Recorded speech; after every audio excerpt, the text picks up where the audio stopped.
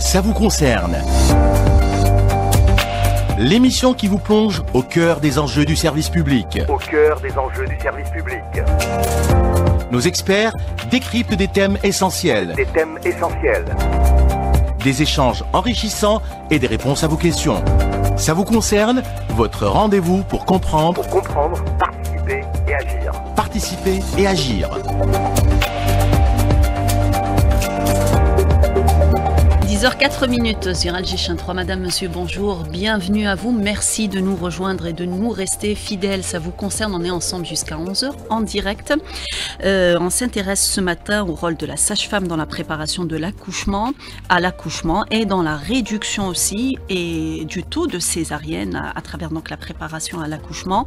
Sachez que chez nous, sur près de 900 000 naissances par an, 21% des nouveau-nés sont mis au monde par césarienne. Ce sont là les derniers chiffres qui sont avancés par le ministère de la Santé. Et selon l'OMS, le taux idéal de césarienne devrait se situer entre 10 et 15%. Conclusion, vous l'avez faite sans doute, c'est un taux plutôt élevé en Algérie que l'on constate. Quelles sont les indications médicales pour la pratique d'une césarienne?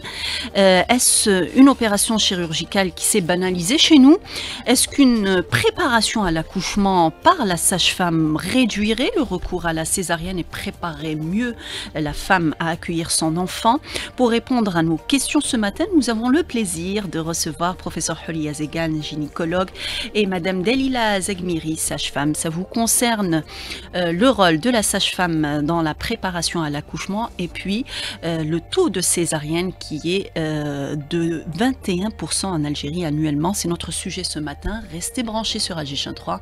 On revient dans quelques minutes. Il est 10h10 sur Alger 3. Bienvenue à vous si vous nous rejoignez à l'instant. C'est votre émission, ça vous concerne. On est heureux de vous retrouver pour ce dernier numéro de la semaine. Hakim Ben Moussa à la réalisation et au micro Nahla Bekralas. On est ensemble jusqu'à 11h et on parle ce matin du rôle de la sage-femme dans la préparation à l'accouchement et puis du taux de césarienne qui est de 21% en Algérie. Et pour ça, nous avons le plaisir de recevoir le professeur Houlia Zegan qui est gynécologue. Bonjour professeur, merci d'être parmi nous ce matin.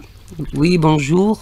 Merci de m'avoir invité. C'est nous qui vous remercions. Et madame Delila Zegmiri qui est sage-femme et vous êtes toutes les deux membres de l'association algérienne de planification familiale. Merci à vous. Je suis très contente d'être avec vous et j'ai un très grand plaisir de parler sur ce sujet qui est très très important. Et nous aussi, on attend donc vos éclairages sur ce sujet important, j'imagine, pour beaucoup de femmes. Alors, on parlait de ces chiffres justement, 21% d'accouchements par césarienne chez nous, c'est un chiffre officiel qui est donné par le ministère de la Santé, il a été donné donc en 2024.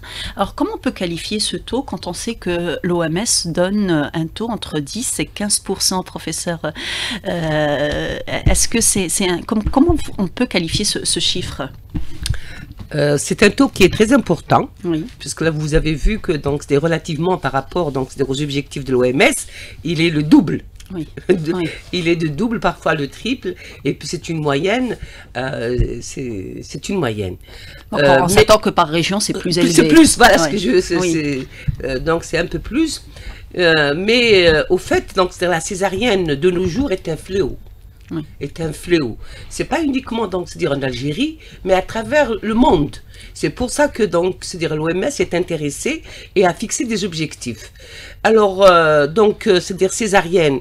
Au départ, la première césarienne, c'est sur Jules César. C'est pour ça qu'on appelle césarienne Césarée. Très bien. Et c'était donc pour venir en aide à la mère. On est dans la mère qui n'arrive pas à expulser ce bébé par les voies naturelles. Puis après, avec le temps, avec le développement, il y a eu donc des indications à la césarienne. Vous savez, quand une femme vient donc, pour accouchement, on fait le pronostic de l'accouchement. On se dit, on se gratte la tête, on se dit, est-ce que cette femme pourra accoucher par voie basse ou c'est impossible? Donc là, il faut faire donc la balance des risques pour donc, c'est-à-dire indiquer la voie haute. Ça, on le fait à quel mois de grossesse? Alors donc, c'est-à-dire normalement, ça doit se faire en fin de grossesse. Oui. En fin de grossesse, on établit donc, c'est-à-dire un pronostic. Ce pronostic de l'accouchement tient compte de 3 éléments. L'état de la mère, Oui. L'état du bassin, est-ce qu'elle a un bassin c'est-à-dire qui n'est pas donc c'est-à-dire rétréci, qui va laisser passer donc le bébé, et l'état de l'enfant, parce qu'il faut pas oublier aussi qu'on a 2 vies entre les mains. Il faut pas perdre, il faut pas donc se dire accouchement par voie basse à tout prix, au prix de la vie, risques. Voilà, au prix de la vie fétale. Donc voilà, donc c'est-à-dire les 3 conditions, les 3 paramètres sur lesquels on s'appuie pour donc c'est-à-dire décider un accouchement. Évidemment, sur donc c'est-à-dire le 3e volet de l'état fétal. Pourquoi je commence par celui-là? Parce qu'on a des paramètres donc c'est-à-dire de surveillance qui se sont donc c'est-à-dire améliorés au fil des années. Par exemple, on a vu avec le rythme cardiaque fœtal, ce qu'on appelle TRT, avec le rythme cardiaque fœtal. Il y a une thèse des années 80 qui a été faite même chez nous pour dire si on tient compte que de ça, il y aura 25% en plus de grossesse. On rajoute à cela, surtout dans les structures privées. Dans les structures privées, où vous savez que maintenant, donc c'est-à-dire les poursuites donc c'est-à-dire des justices sont là pour le gynécologue, donc de peur de faire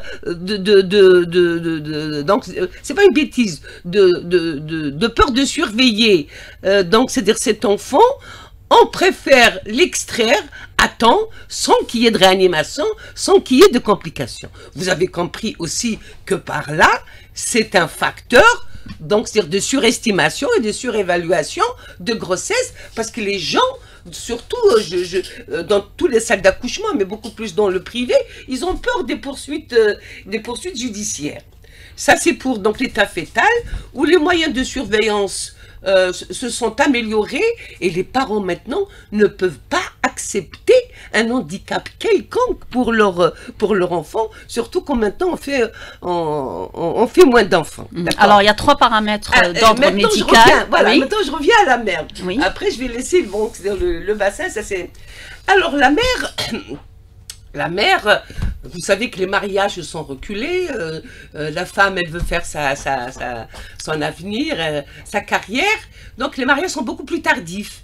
Donc les femmes, elles sont un peu plus âgées qu'avant. Donc quand on dit âge, des pathologies. Donc il y a des grossesses, beaucoup plus de grossesses à risque.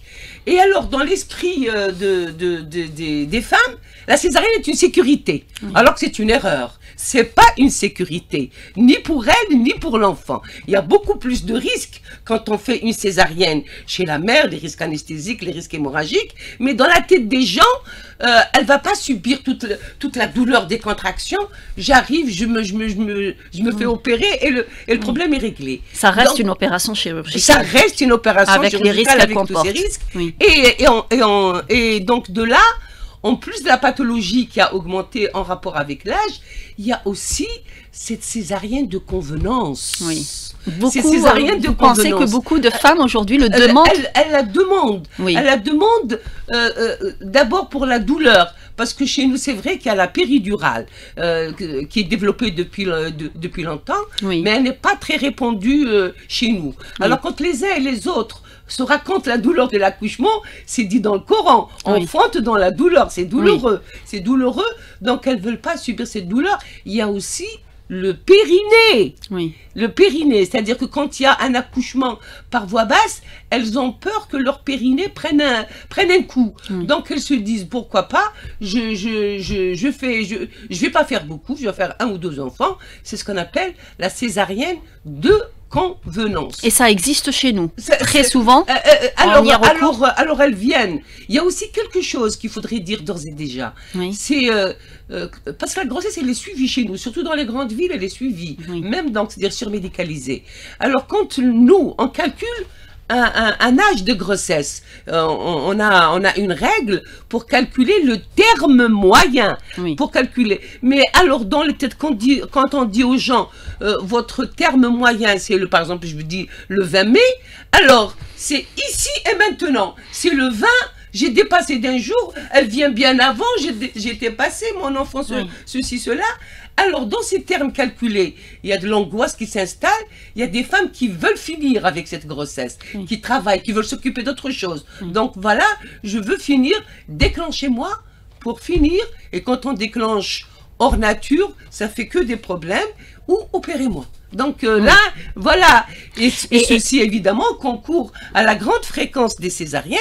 Quand on dit la césarienne, le risque sur le champ, mais ce qu'ils oublient, c'est les risques après.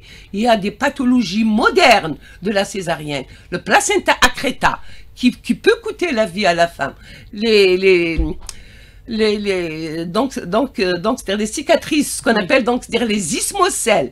C'est une pathologie qu'avant on connaissait pas. Maintenant les ismocèles, cette petite niche qui est due à la cicatrice de césarienne, qui va lui empester sa vie parce qu'elle va faire des hémorragies après les règles. Donc la césarienne peut être à l'origine d'un taux de mortalité. De problèmes et d'infertilité. Elle peut avoir fait un enfant normalement et après césarienne, elle va donc c'est-à-dire obturer ses trompes qui est lui de la fécondation, ou faire donc c'est-à-dire des ismocèles, les ismocèles qui aussi sont source d'infertilité. On revient justement à ces demandes des femmes pour accoucher par césarienne. Quel est le rôle justement du professionnel de la santé? Est-ce qu'il doit justement aller dans son sens ou plutôt la convaincre d'accoucher par voie basse quand il n'y a aucune indication médicale? Bon, alors parce qu'aussi il faut prendre le côté médecin. Le côté médecin, vous savez que l'obstétrique se passe la nuit. La conception se passe en général donc c'est-à-dire la nuit, et l'accouchement aussi se passe la nuit. Donc beaucoup de confrères donc essayent donc de programmer. Ses naissances. C'est ça, de programmer leur temps et donc de programmer ses naissances. Et quand on programme une naissance, il faut avoir des moyens de préparation. Il faut avoir des moyens de surveillance. Parce que même s'il n'a pas accepté au départ, il fallait dire, je vais essayer de vous accoucher par voie basse. Mais s'il déclenche sur un col long, un col obstacle, c'est un leurre, ça va pas réussir. Et nous, dans le contexte, on n'a pas donc des molécules qui préparent bien le déclenchement, c'est-à-dire pour vaincre l'obstacle du col. Parce qu'il faut que le col se ramollisse, se dilate, pour pouvoir, après, l'ouvrir. Alors, quand on n'a pas ces moyens, elle a peur, elle veut à tout prix, elle veut à tout prix accoucher. Nous, on met donc, parce qu'on a ces produits pour donc, c'est-à-dire produire des contractions utérines.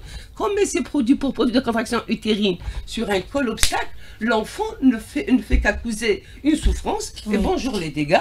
On arrive à la souffrance fétale et donc voilà les. Et ça finit par une césarienne. Ça se termine par une césarienne et c'est pas bon. J'ai dit d'autant plus que, il faut le dire, il faut l'accepter, que nos blocs d'accouchement c'est pas on est équipé, c'est vrai, mais pas au top.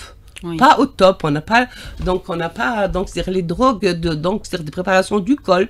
Il y a certains qui n'ont pas d'RCF, alors la pH-métrie pour réellement mettre en évidence la souffrance fétale. C'est un prélèvement pour dire que l'enfant est en hypoxie, il souffre. On le faisait les années 80, on le fait plus. Donc il y a beaucoup de césariennes en plus par rapport à cette suspicion de souffrance. C'est vraiment la voie de la sécurité qu'on emprunte quand on choisit de faire une césarienne. Tant mieux, il va crier. Alors, vous le disiez à l'instant, professeur, c'est des grossesses aujourd'hui surmédicalisées. On va avoir le meilleur professionnel. On va dans les cliniques privées pour justement être tranquille, être suivi par un professeur, un maître assistant. Mais le rôle de la sage-femme dans tout cela, est-ce que elle a perdu son rôle dans ce processus de grossesse, d'accouchement? On a l'impression quand la première personne qu'on a l'habitude ou que nos parents avaient l'habitude de devoir en premier, la sage-femme, n'a plus son rôle dans ce processus. Est-ce que vous le constatez, vous, Madame Zegmiri? Oui, Madame. Bon, ce que je voudrais vous dire, c'est que vraiment, on a médicalisé l'accouchement. Parce que l'accouchement, normalement, il doit être physiologique. Depuis l'existence du temps, les femme accouche et accouche normalement et toute seule même. Et une sage-femme sait faire, oui, voilà. dans la Donc, préparation. à partir du moment où je commence à médicaliser, on constate ce qui se passe maintenant. Bon, le problème de l'accouchement en Algérie, c'est que ces femmes ne sont pas informées.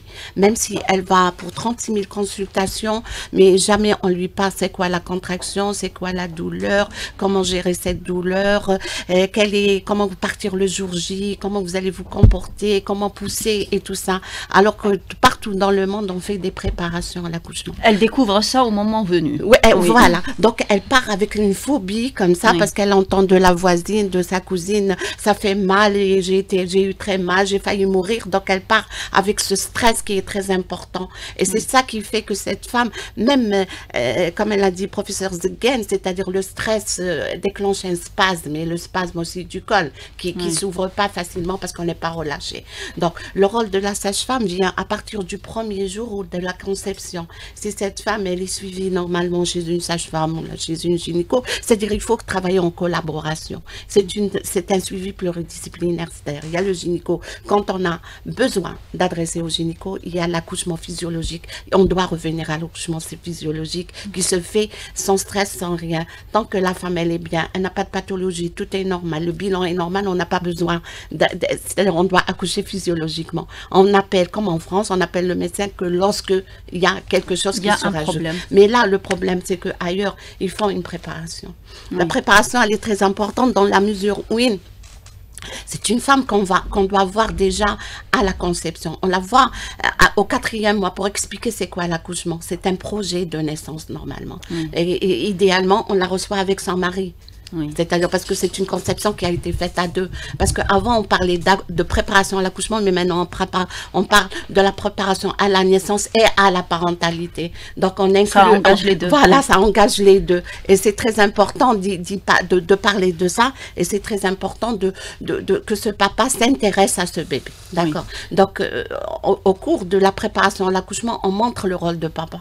Le rôle du papa à partir du premier jour de conception. Le rôle du papa, idéalement, s'il l'accompagne, pourquoi pas chez le gynéco pour la première écho, pour voir l'activité cardiaque, ça ne fait que renforcer le couple et l'amour de ce bébé. D'accord. Mais si on parle de la préparation d'accouchement en quelque sorte, parce que malheureusement en Algérie, on parle de préparation, on pense que c'est les exercices. C'est-à-dire il faut y faire des exercices, c'est les trucs antidouleurs et tout ça, mais c'est pas ça. La préparation à la naissance, c'est une préparation psychologique, c'est-à-dire il faut envoyer cette femme, c'est-à-dire on lui fait une petite formation, c'est-à-dire une petite formation en obstétrique, elle va connaître le tout, donc elle connaîtra tout ce qui se passera ce jour-là, donc ça va apaiser ses stress. Elle sait à quoi s'attendre en fait. Oui, c'est-à-dire ce jour-là ne sera pas un jour du mois où elle va comme ça dans l'inconnu total et elle ne saura pas qu'est-ce qui l'attend. Donc, on lui fait une petite formation sous forme d'atelier. Et voilà, c'est des ateliers qui commencent à partir du moment comment préparer une valise. Parce que ça, vous savez, le fait que cette femme arrive à terme, elle n'a pas acheté, c'est un stress pour elle. Donc nous, on essaye d'apaiser limiter le stress au maximum. Donc le fait que cette femme n'a pas préparé ses papiers de maternité, ou là, le jour elle ne trouvera pas son livret de femme et sa carte de couple, ça fait un stress. Mais nous, on lui montre que premier atelier, il faut qu'elle prépare sa valise, qu'est-ce qu'elle doit prendre, qu'est-ce qu'elle ne doit pas prendre, parce qu'on voit même les femmes maintenant, quand elles partent à l'hôpital, elles prennent, on dirait, alors qu'elle a besoin que de choses bien, voilà, que de choses bien définies. Donc on n'a pas besoin de prendre tout ça, on prend 2 chances pour elle, 2 chances pour le bébé et c'est bon. On va parler aussi de tout ce qui est les déplacements, ces déplacements qui sont d'une manière répétés à l'hôpital sans raison, parce qu'elle ne connaît pas, parce qu'elle a eu une petite goutte de sang, là, elle a eu du moins une petite douleur comme ça, c'est des douleurs qui peuvent survenir, donc on les prépare que les douleurs quand l'utérus augmente de volume, donc ça donne ces contractions qu'on appelle les contractions de Braxton toniques, et qui sont normaux. Voilà, normal. Et là, deuxième atelier, on parle de l'accouchement, comment il se passe. Le travail, comment gérer cette douleur, comment apaiser cette douleur. Donc c'est très important que cette préparation à l'accouchement soit inclus d'une manière systématique, aussi bien dans les structures publiques qu'en dans les structures privées. Et malheureusement, aujourd'hui, c'est pas généralisé. C'est ça oui, le problème. Ça n'existe pas. Ça existe Oui. dans certains centres, mais dans certains centres, dans certains privés, mais c'est pas sorcier si on arrive avec une petite volonté. Ça Oui. demande pas beaucoup de moyens. Ça Oui. demande pas beaucoup de moyens. Ça demande une formation, bien sûr, et prendre un groupe de sages-femmes, leur faire une formation, et ils ne feront que du bien à cette femme. Oui. Et une femme qui est informée, une femme qui sait ce qui l'attend, une femme qui saura comment pousser, une Oui. femme qui saura C'est respirer. surtout ça Voilà. quand elles arrivent dans des Voilà. structures Tout est- hospitalières. Voilà. Elles sont d'ailleurs mal vues par cette sage-femme qui va mettre au monde son enfant. Elle est devant une patiente qui ne sait pas comment faire et ça stresse les deux. Oui.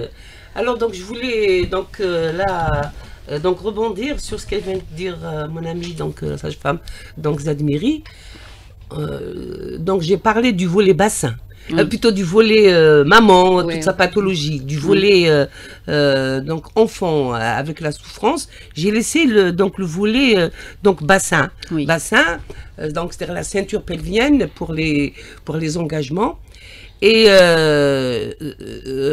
c'est-à-dire avant, il y a que ces dystocies osseuses.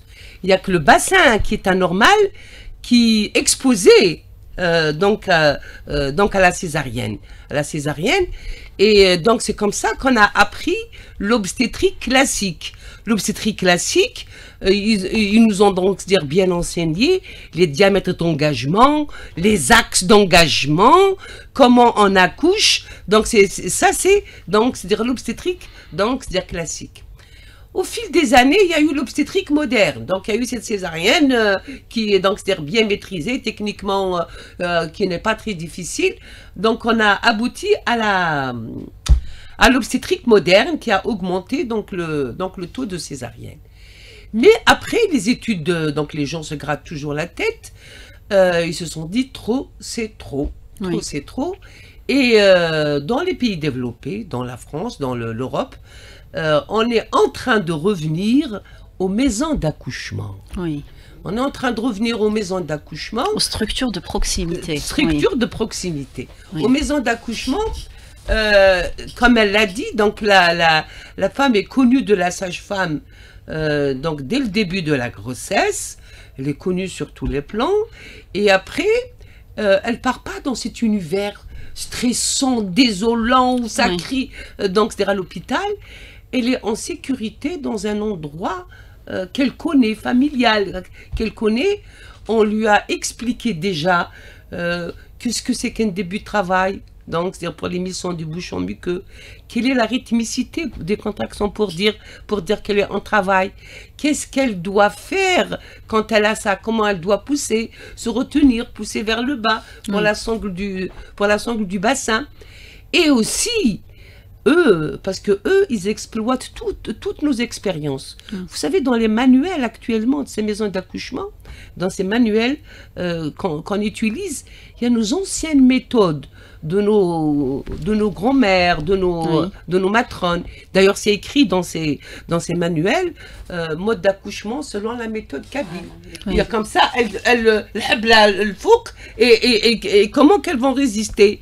Quels sont les mouvements pour la pédale oxygène, pour augmenter donc c'est le diamètre. Tout ça, nous, c'est le bon sens. Nos matrones, elles ont compris qu'est-ce qui facilite ce passage. Donc après, maintenant, ils ont exploité. Dans ces manuels, il y a comme ça, méthode Flana, dont nous, c'est-à-dire on a été donc cités.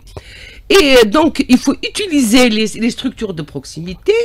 Et on en a chez nous, les structures de proximité. Mais elles sont boudées des femmes. Oui. Parce que pour elles ne partent pas. Elles ne sont pas sécurisées. Ils ne sont pas assez qualifiés pour mettre au monde son enfant. Et là, pour la préparation, donc moi, quand j'ai fait mes formations, pas pour l'obstétrique, mais je regarde tout dans les hôpitaux français, même celles qui viennent à l'hôpital, celles qui ne sont pas dans les maisons d'accouchement, parce qu'il y a des règles pour la maison d'accouchement.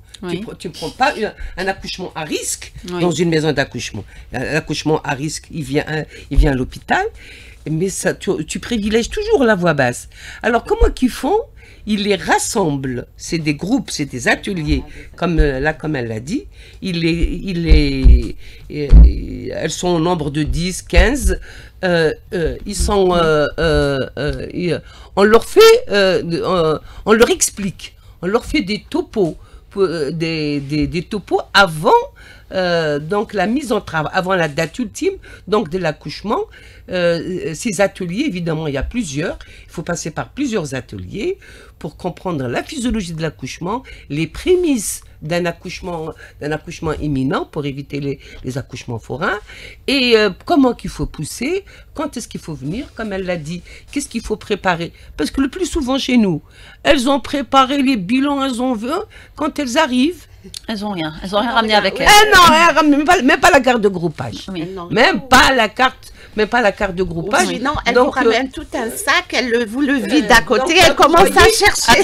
Vous voyez dans quel désordre. Mais le ministère de la Santé, au fait, c'est pas qu'ils n'ont pas pensé. Il nous a réunis plusieurs fois pour faire le registre de la femme gestante. Oui. Le registre de la femme gestante, comme ça, pensons à la femme. Donc, parce qu'au fait, je vais pas le dire. Oui. Oui. Alors donc sur le dossier de la femme gestante, du premier, quand elle est enceinte très tôt, jusqu'à l'accouchement, il faut qu'elle sache où est-ce qu'elle va être suivie, où est-ce qu'elle va accoucher, et quand est-ce qu'il faut la transférer au CHU, parce que les CHU, ça y est, on fait plus de la gynéco, on fait que de l'obstétrique. Oui. Donc ils ont essayé de faire comme ça le tri, le tri pour faire travailler donc toutes les structures de proximité. Mais je vous assure que le pays qu'on a, c'est un continent. Oui. C'est pas qu'on n'a pas de structure, c'est pas qu'il n'y a pas de la volonté, mais ce dossier de la femme gestante est très difficile à mettre en route. Celle qui habite à cause d'idées reçues, probablement. Non, celle qui habite Gelfa, là, sa mère qui est à Alger, elle voudra accoucher chez sa mère. Pour ensuite aller se reposer chez elle. Voilà, à l'hôpital.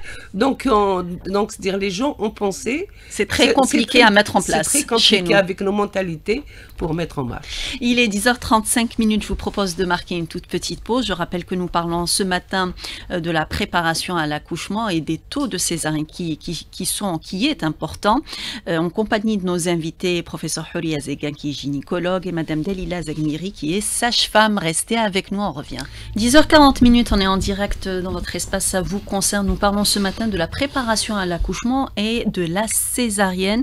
En compagnie de nos invités, professeur Houria Zegan, gynécologue et madame Delila Zagmiri, sage-femme.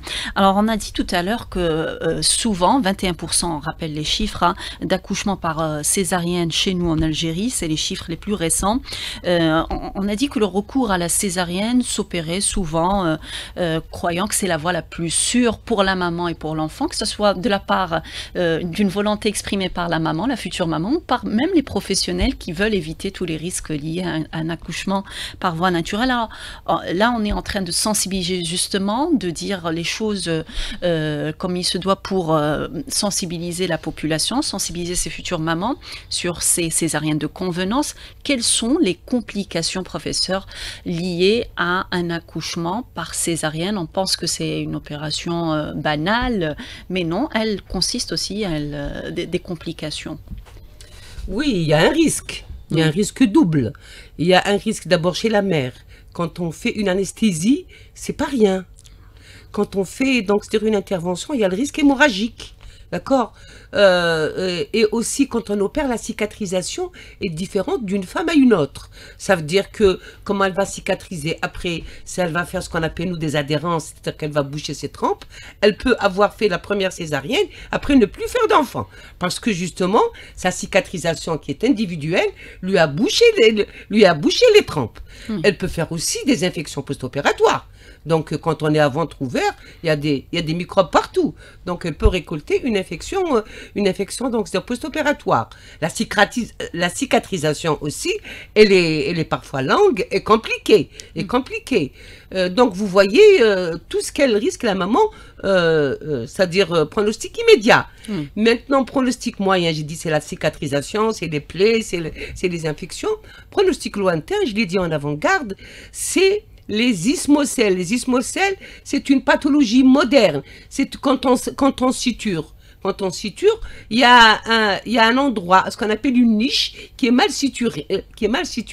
Cette niche après, elle va saigner tout le temps. On va faire des règles, mais elle va saigner après les règles. Elle va empester le milieu de la femme. Après, elle est toujours sale. C'est aussi un facteur de risque d'infertilité. Après, elle va courir donc les gynécologues pour traiter cet ismocèle. Il y a un problème grave actuellement dans le monde, c'est les placentas accreta. C'est le placenta accreta parce que bon, بالعربية خوت صغير بالقبايلية ثرغوذين. Le placenta en français, c'est lui qui est le maître directeur de la grossesse. C'est à travers lui que le bébé se nourrit.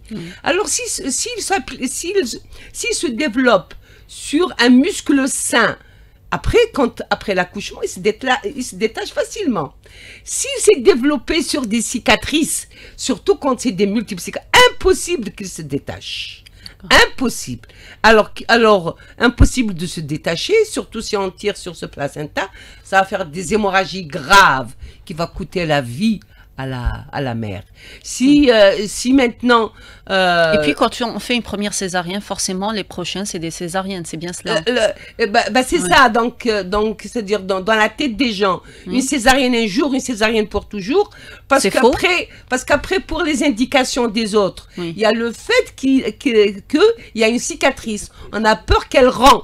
Qu'en rend, donc au fait, c'est-à-dire la décision est plus facile de dire je préfère faire une césarienne que de me retrouver devant une rupture utérine. Donc pour ces placentas accreta qui est un fléau, un risque hémorragique, donc surtout si on tire sur le placenta, si on n'est pas averti, c'est-à-dire un diagnostic antérieur pendant la grossesse, et après ça se solde de quoi? La vie, elle peut mourir d'hémorragie, on peut lui enlever son utérus pour qu'elle vive. Donc adieu les enfants. Adieu les enfants. Donc vous voyez toutes les complications qu'on peut éviter si on pose à bon escient l'indication d'une césarienne. Parce qu'un accouchement, après tout, il est physiologique. On ne peut pas aller contre nature. C'est comme ça qu'on a été créé. L'accouchement par les voies naturelles, c'est bénéfique. Elle pense la douleur, elle pense le périnée. Mais il a des avantages. Pour elle. Mais il a des avantages aussi pour elle. Les infections urinaires à répétition. Ces femmes qui se plaignent toujours de cystite, elles ont mal et tout. Le premier accouchement, elle est guérie de ça. D'accord? Parce que les brides hyménéales qui sous-tendent l'urètre partent. Donc après, cette cause, elle est éliminée. Donc déjà... Le bienfait de l'accouchement, par voie basse. Voilà, les bienfaits d'accouchement par voie basse. Il y en a d'autres. Mais maintenant, pour le bébé, c'est vrai qu'on a peur de la souffrance fétale. Je vous ai dit que les moyens de son diagnostic, ils ont donc des régressés chez nous. Il n'y a plus de pH-métrie. On fait beaucoup de césariennes en excès parce qu'on a peur des enfants handicapés de l'IMC, parce qu'on n'a pas la pH-métrie. De peur d'être poursuivi, on préfère mais on le sauve. On le sauve de la souffrance. Mais on l'expose à d'autres problèmes. Passer par les voies naturelles, c'est là où il y a le microbiote vaginal. Ce microbiote vaginal, physiologiquement, il est là pour que l'enfant le respire, pour qu'il développe une immunité, pour qu'il soit bien immunisé. Après, parce qu'il y a les anticorps de la mère. Donc, un accouchement par césarienne le prive de cela. Ah ben oui, le prive et l'expose. L'expose à des problèmes respiratoires, la tachypnée transitoire. Il y a encore des études récentes, parce que on assiste tous à une augmentation de l'autisme. L'autisme, une des causes, c'est hypothétique peut-être, parce qu'on n'a pas encore beaucoup de recul, c'est le fait qu'il ne passe pas par les voies naturelles. qui n'a pas humé donc et quand vous avez un autiste, vous voyez comment qu'on est désolé, on a les bras liés devant et j'en passe. J'en passe les bienfaits de l'accouchement par voie basse, c'est la nature. On ne pourra pas faire mieux que la nature. Exact. On essaie parfois de corriger la nature quand elle fait défaut, mais quand elle est là, bien en main, la meilleure qualité de l'accoucheur, c'est la patience. Oui. Si on est patient, si on sait expliquer, si on sait attendre, si on sait évaluer, donc normalement, même sur le plan moderne, actuellement les délais, il y a les gynécologues, les délais, parce qu'on a on a des tableaux, les délais de la dilatation du col, les délais de l'expulsion sont revus à la hausse. Avant, on nous disait par exemple pour la dilatation stationnaire, un col qui ne se dilate pas, 1 heure chez la multipare et 2 heures, 1 heure chez une femme qui a déjà accouché, 2 heures chez la femme qui n'a jamais accouché. Maintenant, c'est revu. Tant que les BCF sont bons, il faut attendre. L'expulsion. Oui. L'expulsion. Avant, ils nous disaient 30 minutes. Sinon, vous utilisez le forceps. Maintenant, non. 3 heures. 3 heures, tout en essayant d'augmenter les diamètres de dégagement par les mouvements d'acutisation, la rétropulsion de la pédale coxygène, par des mouvements d'acutisation. 3 heures, si les BCF sont bons, on contrôle toujours le BCF. Tout ça pour éviter, professeur, la césarienne, le recours à la césarienne. Alors, on parlait de l'accouchement, la voie naturelle. Il y a des positions là aussi pour l'accouchement. Dans certains pays, on est en train de revoir ça. La position couchée n'est plus la meilleure, n'est plus adaptée. Est-ce que chez nous, on le fait? Est-ce que ça commence à venir chez nous? Non, malheureusement, c'est-à-dire malheureusement, même avec ces cliniques hyper modernes qui sont partout, ils n'ont pas pensé à changer la position de l'accouchement. Parce que vous savez, la position dorsale, le bassin, il est mobile. Donc, ça modifie l'axe et même l'engagement du bébé, elle est plus difficile. Alors, il n'y a pas mieux que de changer, soit accoucher sur les... Voilà. On appelle le diamètre qui est oblique. Qui est oblique, voilà. Gauche ou droit, selon la position du dos, mais il est oblique. Donc, c'est pour ça que la meilleure position, soit accoucher sur le côté gauche avec la jambe un peu, du moins, écartée, soit accoucher en pesanteur, comme elle a dit Madame Zegen, c'est-à-dire accoucher avec tout en étant debout. Et ça fait partie, c'est un bébé qui descend plus facilement et il y a la pesanteur qui va l'aider à descendre. Et c'est une maman qui subit moins de douleur. Et c'est une maman qui subit moins de douleur. Vous savez, la douleur, elle est subjective. C'est pour ça que la douleur, elle est différente d'une femme à une autre. Donc, il y a des femmes très susceptibles à cette douleur. Il y a des femmes qui supportent bien. C'est pour ça, lorsqu'on leur explique c'est quoi la douleur, lorsqu'on leur montre comment gérer cette douleur, lorsqu'on laisse... Est-ce qu'il y a la gestion de la douleur dans la préparation? Il y a la gestion de la douleur. Vous savez qu'une douleur, lorsqu'on apprend à respirer correctement, vous savez que la respiration fait... quand on inspire de l'oxygène. L'oxygène, le myomètre, c'est-à-dire l'utérus, c'est un muscle. Et un muscle oxygéné, il se détend. C'est-à-dire la douleur, elle est un peu apaisée. Donc, on lui montre quand est-ce respirer, quand est-ce... c'est-à-dire expirer. On lui montre comment faire sur un ballon, comment faire pour engager ce bébé. On lui montre, même si elle est à la maison, la meilleure des choses, ce qu'on veut montrer à ces femmes pendant la préparation, c'est qu'elles restent le plus longtemps chez elles. Tant qu'il n'y a pas de rupture de poche des os, tant que le bébé soit bien, tant qu'il n'y a pas de douleur, tant que tout ça c'est normal, il n'y a pas mieux que de tarder pour se déplacer au niveau de la structure où elle va accoucher. Parce que se déplacer, c'est là où il y a, on commence à stresser parce que ça s'approche et tout. Dans la préparation, il faut savoir où on va accoucher. Justement, c'est essentiel. On va accoucher, vous savez, dans la préparation à l'accouchement, on lui trace tout le chemin. À partir du chemin, je vous ai dit, la préparation de la valise, la préparation de ses papiers administratifs, quand se déplacer dans le cadre d'urgence, c'est quoi là, quand aller à la maternité, c'est qui va la recevoir, comment que ça va être le trajet, pourquoi on fait un déclenchement, pourquoi on fait un forceps, pourquoi on fait une épisio, tout ça, on le... tout ça, on le fait, c'est-à-dire on demande à cette femme, c'est-à-dire il faut qu'elle soit au courant de tout, et ça va apaiser sa douleur. Alors chez nous, jusqu'à présent, donc la préparation à l'accouchement se fait surtout dans le privé, dans le secteur privé. On parlait tout tout à l'heure de l'avantage ou plutôt de la nécessité d'aller vers des structures de proximité pour l'accouchement et non dans des CHU comme ça se fait actuellement. Justement, pour celles qui nous écoutent, est-ce que aujourd'hui cette femme qui nous écoute peut aller se faire suivre dans une structure de proximité par une sage-femme et avoir un peu ces notions d'accouchement, comment accoucher, est-ce que ça se fait? C'est-à-dire toute sage-femme, elle a ses notions, du moins, elle a ses notions, mais il faut les cadrer. Oui. C'est-à-dire quand on a des notions générales sur l'obstétrique, ce qui est l'accouchement, c'est quoi la pochette des os, c'est quoi le forceps, c'est des notions qu'on a eues pendant notre cursus. Mais le problème, c'est de savoir comment gérer, c'est-à-dire c'est des ateliers. Parce que là, on doit avoir affaire à une femme qui ne connaît pas. Donc quand on est devant des gens qui connaissent ça, quand on parle même avec des mots un peu techniques, on se comprend. Mais avec une femme qui ne connaît pas l'obstétrique, c'est là où on doit adopter un langage. Et ce langage, on l'apprend. On l'apprend quand? On l'apprend lorsqu'on fait de la formation continue sur la préparation. Vous le faites au niveau de l'association algérienne? Oui. Donc les sages-femmes peuvent le faire à titre personnel? Justement, il est prévu qu'on fasse une session de préparation à l'accouchement pour les sages-femmes pour qu'elles puissent au moins aller dans les structures, dans des PMI et rassembler des femmes et leur montrer c'est quoi l'accouchement et comment s'y faire avec cet accouchement. Très bien. Alors la préparation à l'accouchement, on le disait, c'est important, ça a plusieurs aspects, notamment sur l'aspect psychologique, la préparation psychologique qui est importante pour mieux donc attendre ce moment, ce bébé, se préparer à ce moment. Est-ce qu'on a les étapes, est-ce que c'est codifié sur le plan, je veux dire, universel? Comment faire? Oui, c'est un accouchement, c'est partout l'accouchement. Je parle de la préparation. Oui, bien sûr, c'est-à-dire codifié par rapport à la gestion de ce programme. C'est un programme. Oui. C'est un programme qui est bien établi. Ça commence, comme je vous ai dit, avec tout ce qui est à partir de la 33e semaine. C'est-à-dire on reçoit cette femme, on lui parle déjà ce qu'elle doit préparer, c'est quoi une valise de maternité, c'est quoi la paperasse à préparer, c'est quoi, pourquoi se déplacer à l'hôpital, quels sont les motifs d'urgence pour se déplacer. Et par la suite, on va parler de tout ce qui est accouchement, comment gérer cette douleur, c'est quoi pourquoi on fait une épisode, quand est-ce qu'on la fait pas.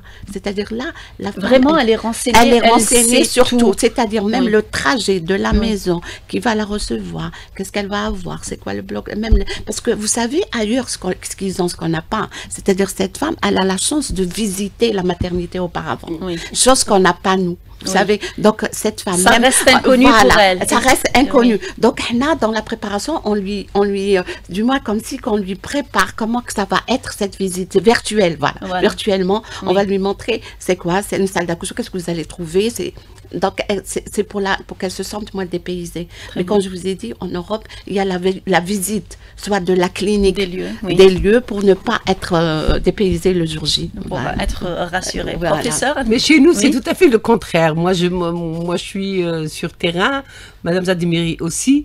Chez nous, un accouchement, une joie, une fierté d'être maman, mais aussi une angoisse. Angoisse le jour de l'accouchement. Elle a suivi sa grossesse peut-être 10 fois, 10 consultations, 1000 échos. Et après son accouchement, sera un accouchement inopiné. Inopiné. Non préparé. Non préparé, inopiné. Et pourtant, on a 9 mois pour le faire. Si elle trouve une place. Parce que voilà, vraiment, la hantise de ses parents, de ses pères, de ses belles-mères, parce qu'après, ils arrivent en famille. Hein. Ils encombrent parce qu'elle, à chaque petite douleur, ne sachant pas ce que c'est qu'une contraction, elle va à l'hôpital. Elle va arriver. Alors, gare à la sage-femme qui va lui dire que tu n'es pas au travail. Et après, c'est la galère pour... D'abord, ça fait des embolies, des consultations. La vraie urgence, parfois, elle est noyée. Et après, les places. Il faut le dire, il ne faut pas avoir peur des mots. Le problème des places pour accoucher dans le centre d'Alger. Dans le centre d'Alger, c'est pour ça qu'on fait cette émission, c'est pour que les structures, donc c'est-à-dire Ceinturon, les hôpitaux, travaillent et que les gens n'aient pas peur. Un accouchement, un accouchement physiologique, parce que sinon... Quand il n'y a pas de risque, il faut aller dans les structures de proximité. Parce qu'après, sinon, Tagala Montag. Oui. Vous êtes envahi. Envahi. Oui. Mauvaise prise en charge parfois. Il n'y a pas de place. Oui. Alors, ils vont faire le tour des hôpitaux. Alors, des fois, ça arrive... elle arrive en complication là où elle doit accoucher. Alors ça aurait pu être évité. C'est ça qu'on veut éviter au fait. Oui. C'est cette réorienter les femmes vers les structures de proximité et éviter la surmédicalisation. Angoisse pour les accouchements. Vraiment rapidement, voilà, Madame. Je voulais dire juste une chose qu'elle a dit, Madame Zgen, c'est que c'est vrai, les femmes arrivent du moins, c'est-à-dire une petite douleur, et quand on lui dit Bli Mezel, vous savez, le mari rentre, vous dites donc c'est pas recevable du tout. Donc j'espère que cette émission va donner un peu d'espoir à ces femmes, que les femmes cherchent à se faire préparer, que ces sages-femmes cherchent à se faire former pour qu'on puisse prendre en charge ces femmes, parce que vous savez, on a entre nos mains deux vies, et c'est très important, et je vous remercie pour ça. Merci à vous, mesdames, professeur Zegan et Madame Zagmiri qui étaient présentes avec nous dans le studio d'Alger 3 pour parler de ce sujet. Merci à Hakim Ben Moussa qui était à la réalisation, à Imad à la technique, Yassine au streaming et Tahar à la régie d'antenne.